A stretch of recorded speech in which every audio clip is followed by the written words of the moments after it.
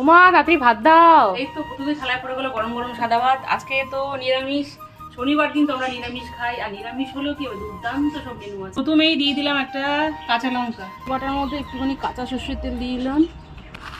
গরম গরম ভাতে না খেতে দারুণ লাগে। আর এই পোস্ত বাটাটা জানো তো, মনে হচ্ছে নিরামিষের দিনেই মানায়। সাথে দিয়ে দিলাম পোস্ত বাটা। এই পোস্ত বাটাটা আমাদের বাড়িতে নিরামিষের দিনেই হয়।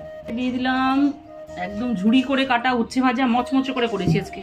সাথে দিয়ে দিলাম কুমড়ো সেদ্ধ বাটা ফাটা আমাদের বাড়িতে নিরামিষের দিনে একটুখানি বেশি হয়। সাথে দিয়ে দিলাম মান কচুর একদম মুচমুচে বড়া, একদম এইমাত্র করে এনেছি, এখনো গরম।